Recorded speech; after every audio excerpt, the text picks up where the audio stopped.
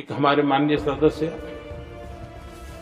काफी कुछ बोल रहे थे, जिनकी पूरी सरकार शराब में डूब गई है, जिनके शीश में है घर घर में नफरत का कारण बन गए और शायद उनको ब्लैक शब्द ज्यादा पसंद है। हर एक अपना अपना एक भूतकाल होता है। फोन करके मुझे कहा कि प्रधानमंत्री की भाषा दो रुपल्ली के ट्रोल जैसी लग रही थी, तो मैंने कहा कि अब उनकी मानसिकता और सोच वही है, तो वो इसी तरह से बातें का वॉकआउट था। क्या कहेंगे जो उन्होंने बातें रखी? देखिए, कल प्रधानमंत्री जी बहुत ही हताश और निराश नजर आ रहे थे और वो इतना घबराए हुए थे कि उन्होंने अरविंद केजरीवाल जी पे अटैक किया, मुझ पर अटैक किया, आम आदमी पार्टी के ऊपर अटैक किया। जो बातें उनसे पूछी गई थी उसका तो कोई जवाब उन्होंने दिया नहीं। मैंने तो सिर्फ ये पूछा था कि भाई एप्स्टीन फाइल में आपके नाम का जिक्र हुआ है, उस पर सफाई दीजिए। ऐसे घृणित व्यक्ति ने आपकी मीटिंग करवाने में क्या कोई भूमिका निभाई या नहीं निभाई? जो ईमेल का दावा है उस पर स्पष्टीकरण दीजिए। अनिल अंबानी का नाम आपके साथ जोड़ा जा रहा है, उसको एप्स्टीन मोदीज मैन कह रहा है। इन सब बिंदुओं पे आप सफाई नहीं देंगे और संसद में सफाई नहीं देंगे तो कहां देंगे? ये बातें पूछने पे वो नाराज हो गए। उन्होंने कल तो मतलब कई मेरे मित्रों ने फोन करके मुझे कहा कि प्रधानमंत्री की भाषा दो रुपल्ली के ट्रोल जैसी लग रही थी, तो मैंने कहा कि अब उनकी मानसिकता और सोच वही है, तो वो इसी तरह से बातें करेंगे।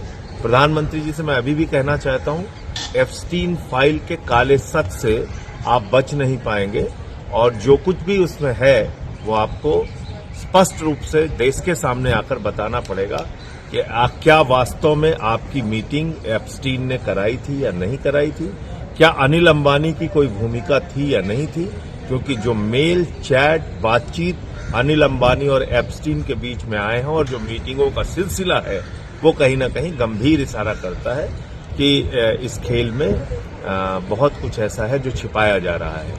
और साथ ही साथ अडानी को जो संबंध हुआ था उस पे फिर उसके बाद ट्रेड डील हुई है, तो ये ट्रेड डील तो एक तरफा अमेरिका को फायदा पहुंचाने के लिए हुई है, हिंदुस्तान के किसानों को बर्बाद करने के लिए हुई है।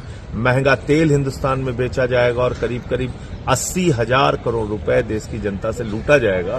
तो ये फैसले किस दबाव में लिए गए ये बताना होगा।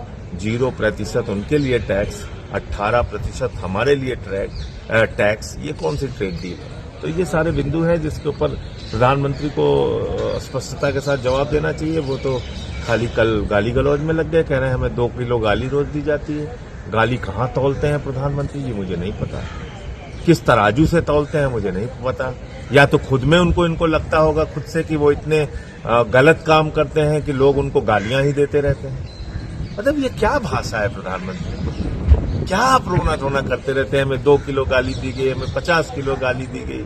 अरे कोई क्यों गाली देगा भाई? कोई आपसे व्यक्तिगत दुश्मनी है क्या? नीतियों की बात करते हैं हम, देश की बात करते हैं, देश के मुद्दों की बात करते हैं, उस पर आप बात नहीं करते, आप रोने लगते हैं। गाली दी गई, हमको तो ये कहा गया, तो हमको तो किसने कहा? नारा किसने लगाया? कब्र खोदने वाला नारा क्यों नहीं कार्रवाई की? वो तो सब आपके लोग थे जिन्होंने नारा लगाया कब्र खोदने वाला। लगाइए, उनके ऊपर कार्रवाई कीजिए। इस बार के प्रदर्शन में जितने भी कब्र खोदने वाले नारे लगाए सब भारतीय जनता पार्टी से जुड़े हुए लोग थे। लगाइए, उन पर कार्रवाई कीजिए। तो आपको ये सब नहीं करना है, सिर्फ विपक्ष को दिन रात आप गालियां देने में लगे रहते हैं, तो ये ठीक नहीं है। और पूरी की पूरी बीजेपी आप देखिए, ये गद्दार है, वो देशद्रोही है। जैसे मालूम पड़ रहा है दुनिया में सबसे बड़े देशभक्त यही लोग पैदा हुए हैं, जिन लोगों ने अंग्रेजों की दलाली की, उनसे सबको प्रमाण पत्र चाहिए। इस प्रकार की भाषा बोलते हैं लोग, शर्मनाक भाषा। सर, जो पंजाब में जो आपने